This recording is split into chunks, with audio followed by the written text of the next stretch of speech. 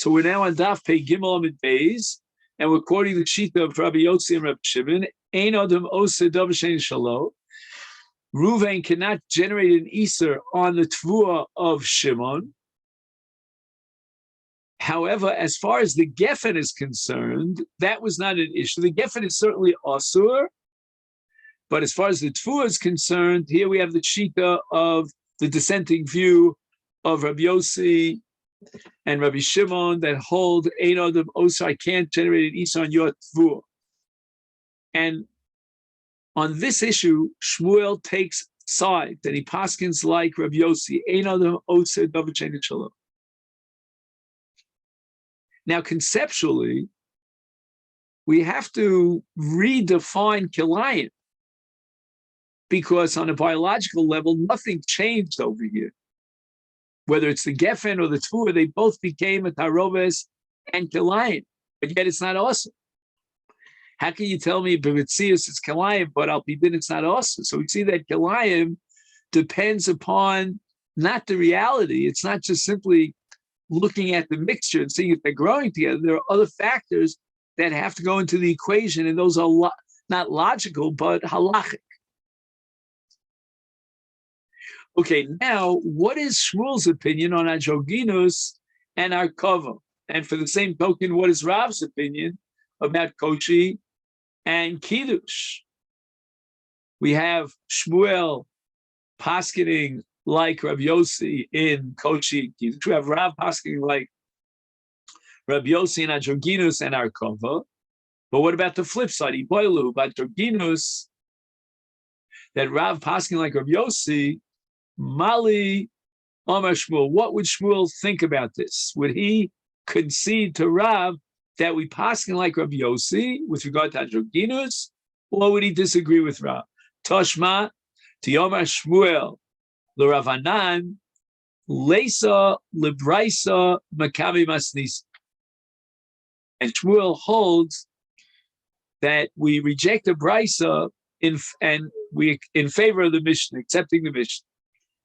And therefore, the halacha is like Rabbi Yossi and our Mishnah. Androginus is a zachar gom. So Shmuel agrees with Imre the Beirav that we paskin like Rabbi Yossi with regard to Androginus. Harkava.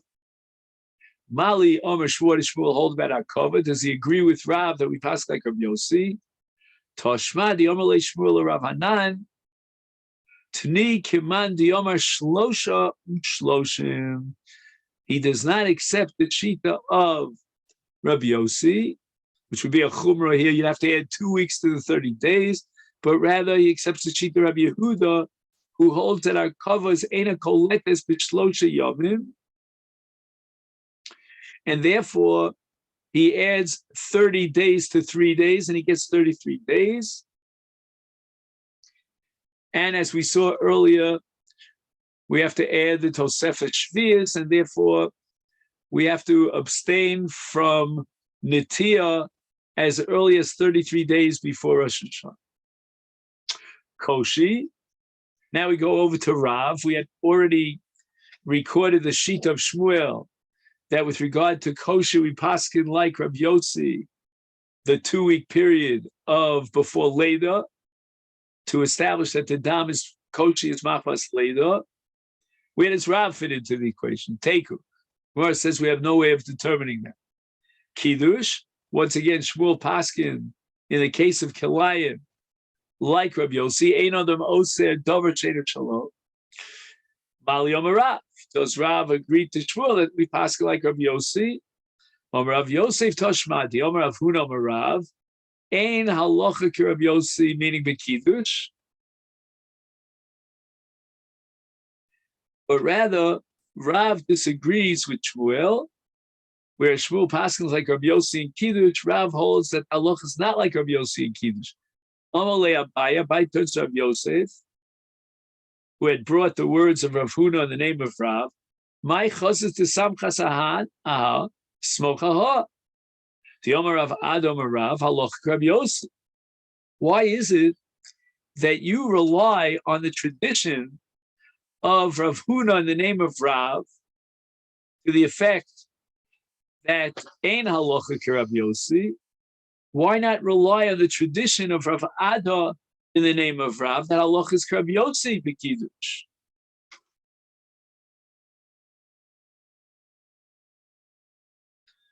And the Gemara answers, Amri Bei Rav Manu Rav Huna. You don't understand. Who is Bei Rav? In other words, whenever you bring a statement of Bei Rav in the name of Rav, it's Rav Huna. So Imre Bei Rav, or Omre Bei Rav, the kavana, the intention is to Rav Huna, who is saying such in the name of Rav.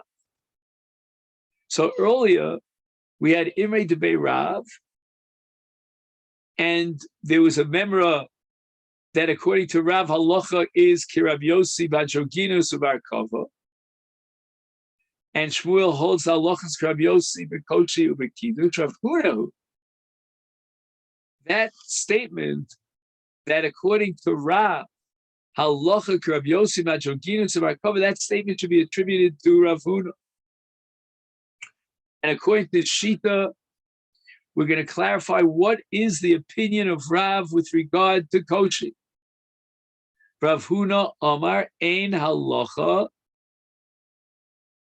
We don't paskin like Rav Yossi with regard to Kiddush. Therefore, Rav Yosef derived from Rav Huna what is our conclusion about the opinion of Rav in Kiddush. She didn't accept Rav Ada because the entire Shela was here based on the statement of Imre de Bei Rav, and Imre de Bei Rav was in fact Rav Huna. The Mishnah says in the name of Rabbi Yehuda, Tum Tum shenikra v'nimtza zochel lo yachlos v'deshu kisaris. In other words, Rabbi Yehuda's opinion is that even if you do a surgical operation and you remove the itum, that covers the genital area, you discover that it's a boy. No. It's a boy, but it's not a boy who's capable of having children. And his status is that of a sris chama. Omar Rabbi Ami, my ovidly, what was Rabbi Yehuda going to answer to the following story? The Tumtum de Beiri, the famous Tumtum of the city of de Beiri, of Beiri. I've never been to Beiri, and I never met a Tumtum, and I never met a Tumtum who had a surgical operation, and I never met a Tumtum who had a surgical operation and was a Yavam who had to give chalitza to his late brother's wife. But there was such a case in the city of Beiri. I never visited Beiri. I don't know if you've been there. It's probably somewhere in South Iran. I don't know. Diosvua, a tumtum, they sat him down a Bei Kursia on some sort of special kisei. It's almost like a kisi shalahio where they do the mila, but in this case they weren't doing mila, but the ikra, they were cutting off that that membrane that covered his privates, and they discovered that he's a boy. So the parents were dancing. They had 5 girls. They finally wanted to, not just making them. Anyway, if you olid sheva benin, and this tumtum, who is now nikra nimta zachar, had 7 sons. So you see clearly, our friend Rabbi Yehuda, that a tumtum is not a saris. He's not infertile. He can, in fact, father children. And apparently, if you have it in one case, then one case is enough to establish the general rule. So now the Gemara offers an answer in the name of Rabbi Yehuda. He's not around to defend himself. Rabbi Yehuda Amar L'cha Chazer al Bonav Me'ayin. He had 7 sons. His wife had 7 sons. check out where they came from. Who's the father of those 7 sons? It's not the Tumtum. He cannot conceive. Tanya, Rabbi Yossi, Rabbi Yudomer, Tumtum lo yachlos, Shema yikra v'nim sestris chama. Here we have another shita that disagrees with Rabbi Yehuda, and it's Rabbi Yossi bir Rabbi Yehuda, and he says that a tumtum has the status of a suffix zachar, and he cannot give chalitza because we're afraid that maybe we'll find him to be. When I said a suffix zachar, that's before the kri, but after the kri is a vade zachar. But there's a suffix, maybe he'll be a sris chama, meaning he won't be able to father children. But you see from the language of Shema that according to this brisa in the name of Rabbi Yossi, we're talking about a suffix.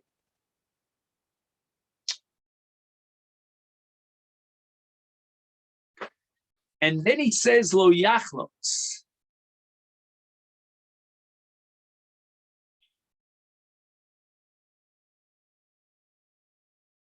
Now, when he says it lo yachlos, he adds an explanation. You see, according to Rabbi Yehuda, the original sheet that tumtum is a sris chama, then you don't say lo yachlos. I mean, there's no din of chalitza at all. Here we're saying that his chalitza is questionable. We shouldn't rely on his chalitza. And therefore, l'chadchila, we aser him, we prohibit him from doing chalitz. But that's all because of the suffix. Maybe it'll turn out to be a saris.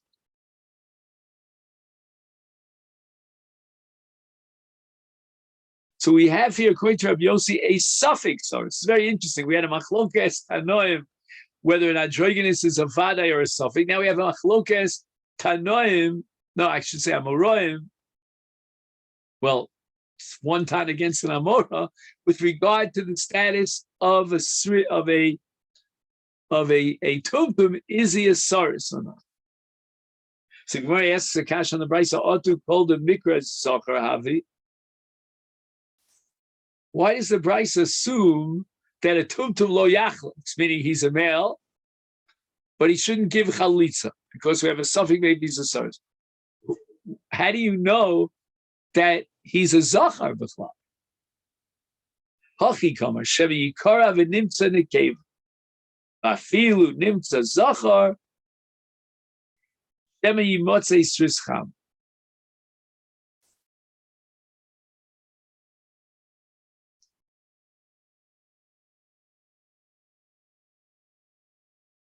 Now, obviously, if we do this surgical operation, removing the R that covers the genitals, and we find a nekeva, then for sure there's no chalitza. The chalitza is meaningless.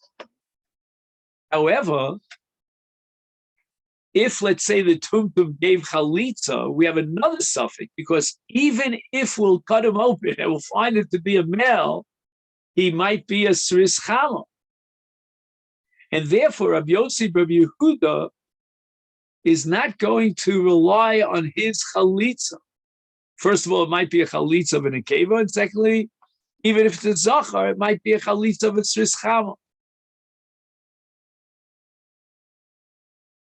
My beinayu, what's the difference whether you call a tumtum shenikra v'nimtza zachar, call him a adai sris chama like Rabbi Yehuda, or a suffix srischama like Rabbi Yossi? At the end of the day, we have to be machmir in a suffix situation. So what difference it make whether you hold like Rabbi Yossi and we're talking about a suffix, or we hold like Rabbi Yehuda, we talk about a vada?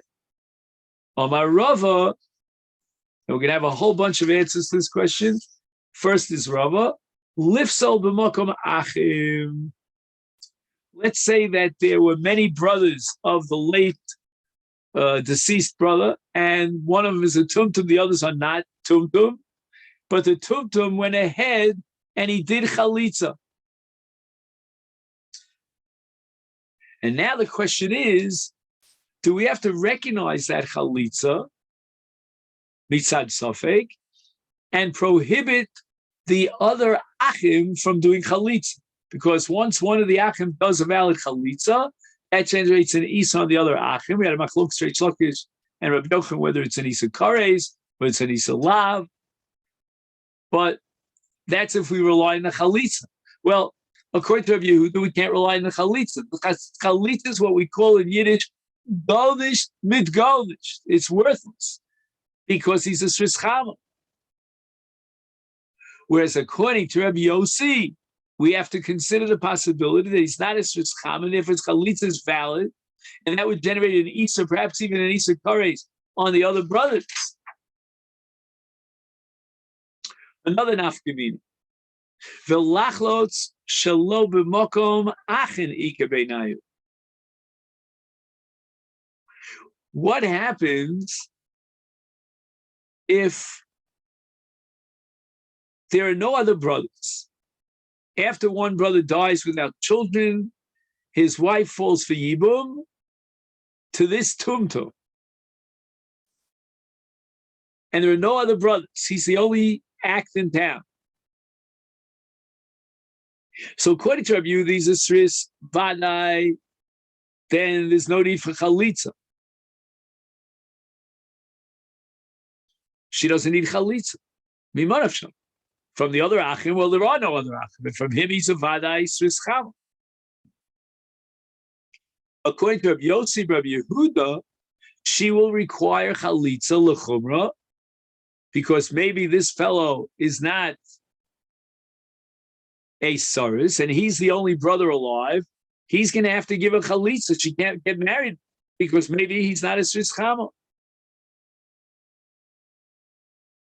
Yeah, I was thinking out loud here, what would be the din if she wants to marry a Kohen and she received chalitza l'chumra mitzad safek, because maybe the choles, meaning the yavam, was roy laholid and he wasn't a Sris Chama. So I'm not sure about this. One side of me says, well, safek kevada, she cannot marry a Kohen. My other side is, well, chalutza to a Kohen is only d'Rabbanan. Maybe we could apply the principle of safek d'Rabbanan. All right. Now, the Gemara is going to analyze the machlokas Tanakam and Rabbi Eliezer in our Mishnah with regard to androgynous. And that is, if this androgynous has a bia asura,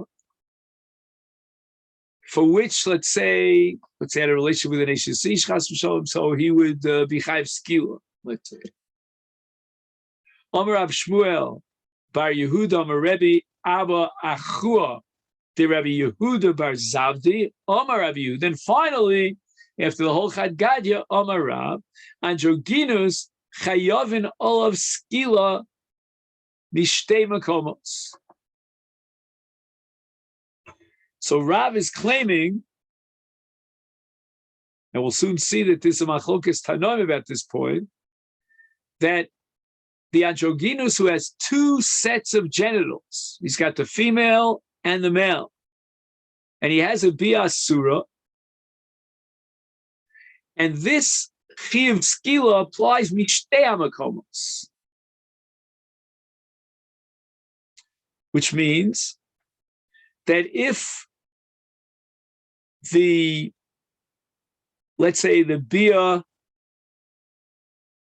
was with a man and it was anal intercourse, or it was a bia with a man through his vaginal genitals, which she has, I don't know what you want to call it. In both cases, he's chayiv skila. And now the Gemara is going to ask on Rav from Rabbi Eliezer and prove that Rabbi Eliezer is in a machlokas with him and Rabbi Simon. So Meisvei Rabbi Eliezer Amar Androgynous Chayovin Olav Skila Kizachar. And what does that mean, Kizachar? If he had Mishkav Zachar, but Midvar Mamburim is Bizachar Shalom. Aval Benakva Shalom Potu. In other words, if he would have a sexual act with a male, through his nakvus, then there's no chiyuv skila. You cannot be chayav for shtei makomos. And therefore, you'd only be chayav if he would have a sexual act with his zachrus on the other side of a woman who is an Eishasish, let's say, or on the front side of a woman, or on the back side of a man. So what do we do with Rav? So the Gemara answers, "Hu di Omer ki hai Tana." Rav is standing on the shoulders of a different Tana that rejects Rabbi Eliezer. Sanya Rabbi Simai Omer androginus chayavim leskila b'shtei makomos. The Gemara asks, "My time of the Rabbi Simai, Omer Rava bar Hamduroi asber oli bar Maduroi." Explain to me the reasoning of Rav Simai. He darshans the pasuk v'esachar lo sishkav mishkevei isha. Mishkevei is in the plural, and that means two mishkavos. V'ezed zachar sheish bo shtei mishkavos, two ways of having intercourse. Heavy omer ze andrigonis. He has two mishkavos. He's got the male organs and the female organs, and for each one, he's chayav skila for rabbanon. What are they going to do with this pasuk? Mishkevei isha. Afal gav de ispe shnei mishkavos es zachar ksiv. The Torah tells you es zachar lo tishkav mishkevei isha, meaning we're talking about es zachar, and it's only a zachar, meaning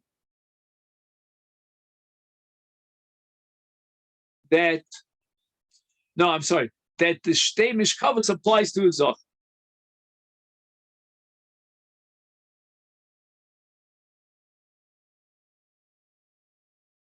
So as if the Torah had said, "Es zachruso shel mishi yesh bo shtei mishkavos lo tishka." For Rabbanon, meaning Rabbi Eliezer in this case, zachar greda minole. If he uses the mishkavei isha to derive a conclusion about androgynous, then he no longer has mishkavei isha to tell me that it's mishkav zachar, because we don't have another pasuk to prohibit mishkav zachar. This is the source for mishkav zachar. And the Gemara answers, mi ve'es zachar. The extra vav is telling me of a ribuy of all zachar, not just androgynous. The Gemara now asks a question on both Rav Simoy and Rabbi Eliezer. Both Rabbi Simoy and Rabbi Eliezer derive from Mishkevei androgynous. So how do we know Shalo Kedarka in Isha? Because we usually learn it from Shtei Mishkavos. And the answer is me, Isha. In other words, it should have said Ve'azachar lo sishkav mishkevei.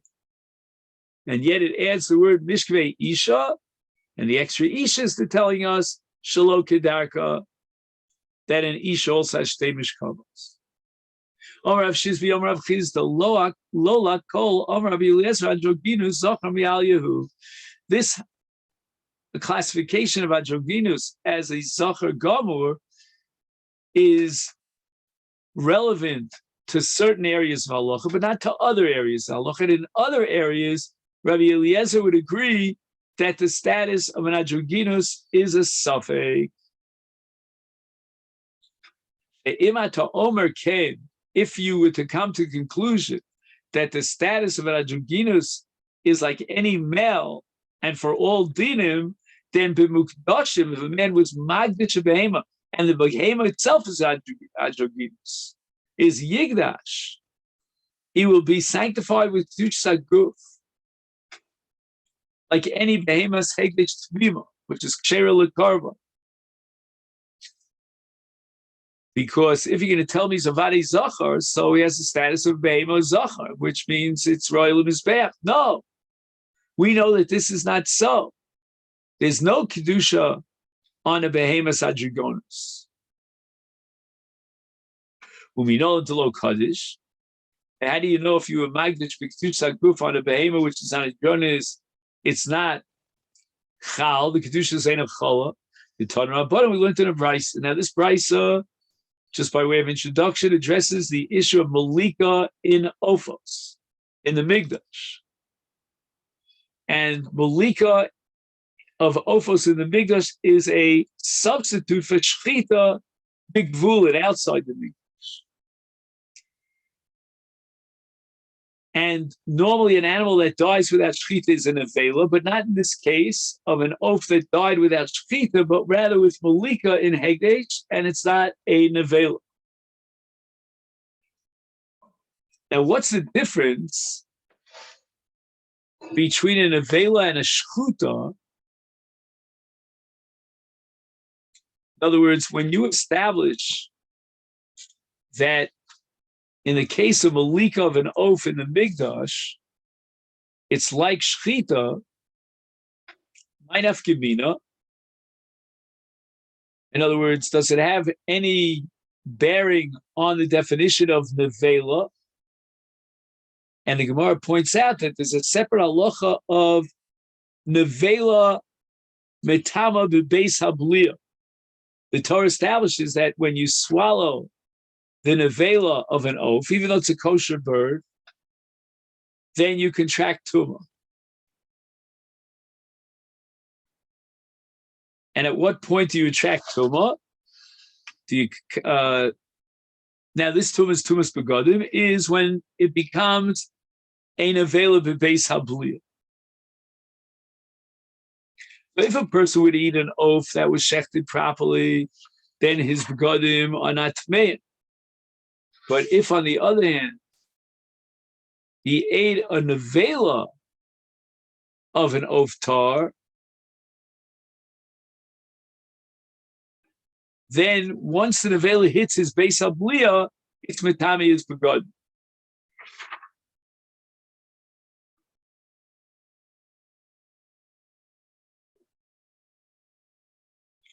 Now we're going to have a list in the Mishnah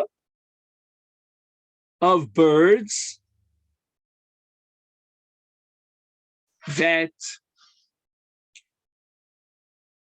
are not subject to chalotz kedusha. In other words, they're chulin, and therefore we have to shech them like any other oath. There's no malika that's shy.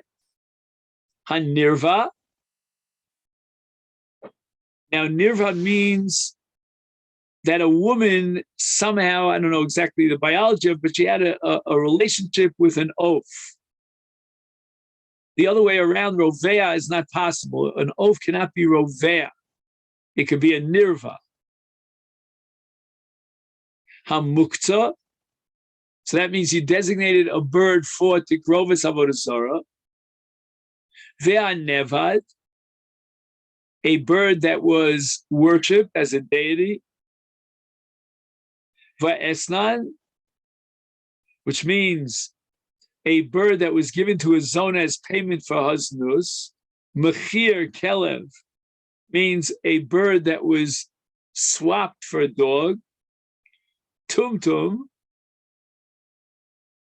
Now this is interesting. You have an oaf that's a tumtum. We don't know what gender it is. Or androgynous means an oaf that has both zachrus and nakros. Again, these are all things that I never saw in my life. It's metamim begodim ha-beis habliya. Right? If you did a malika in the Mikdash, and these are not roy lakrava, therefore the malika will not remove the status of nevela. Rabbi Eliezer Omer, tumtum v'androgynous, in the case of an oaf, ein metamim begodim ha-beis habliya. It means that the tumas nevela doesn't apply in the Beis Hamikdash after they do malika. The malika removes the status of nevela, and that's the status of ofos kodshim shenimlaku. They're not nevela, they're not metame, the begodim of he who eats it. Shahai Rabbi Eliezer Omer kol makom shenemer zachor nekeva. With regard to behema, the Torah differentiates between a zachar and a nekeva. There's some karbonos that requires charim, other nekevos. Is that the motze tumtum v'adroginus mibeneim.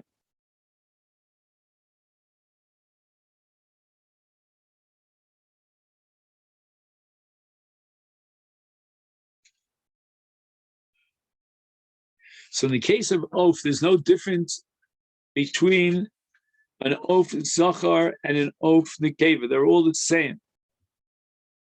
And therefore, there's no such thing as a tumtum or androgynous, just like both zachar and nekeva are ksherim, so too both tumtum and androgynous are ksherim. Now, in a korban behema, the opinion of Rabbi Eliezer is that motzi tumtum v'androgynous mi beineim. They're not roy lakrov, because they're neither a zachar vadai nor a nekeva vadois, and therefore there's no chalos kiddush. So even according to Rabbi Eliezer, we have to assume that he holds that the dinim of androgynous and tumtum change with regard to kodshin.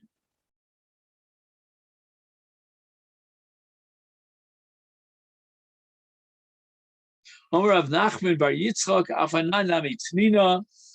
Rabbi Eliezer Omer a kilayim here on Daf Pei Dalid, which is a behemoth kilayim, who treifa behemoth that became a treifa, the yotze dofen, a behemoth that was born through cesarean birth, but not through a normal leda, tumtum v'adroginus, lo kedoshim v'lo makachim. So we don't know what that means. Amar Shmuel, what's it mean? Lo kedoshim, which Rabbi Eliezer said, that means tmura. In other words, not only is kedusha not chal aleim if he was magdish it for a korban, but even if he made it as a tmura for a behema kedosh acheres, the kedusha is not chal via the mechanism of tmura. For lo makachim, be ose tmura. If he takes a behemoth's kilayim, or any other behemoth that amongst those that are enumerated here, and even if it was already kedosha, and then he was mamir another behemoth on this, the kedusha is not chal on the other behemoth. So again, exactly how it became kedosha, that's called vlad kodshim. Okay, that's a whole different sugi. Ushmamina, and we're going to derive the conclusion that Rabbi Eliezer holds that kedusha is not chal on a tumtum v'adroginus because it's neither a zachar nor neither a zachar vadai nor a nekeva vados. So with regard to all dinim, it's not so, that's inaccurate to say that according to Rabbi Eliezer, androgynous is a zachar mi'aliyah. It's not so. We saw it in Kodshin. The Gemara ends the perek with an agadata. Rabbi Eliezer says, Chayvul of a skilok is zachar. Tanya Amar Rebbe Kshalachti Lilmod Torah Eitzel Rabbi Eliezer Elazar ben Shamua. Chavru alai talmidav v'ketarnagolin shel beis bukya. V'lo inichu hinuchuni lilmod el davar echad b'mishnasenu. And what was that? That was Rabbi Eliezer Omer androginus chayovin alav skilok is zachar. The Talmidim didn't let him in to be part of the Chabura of Rabbi Elazar ben Shamua.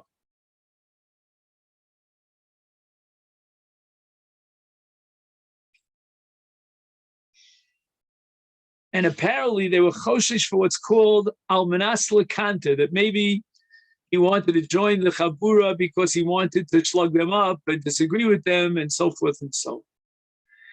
Hadran Alecha Perka Orel, and tomorrow, B'lineda, we start the new perek, the 9th perek, which is Yesh Most Sorrows. Wishing you a great day.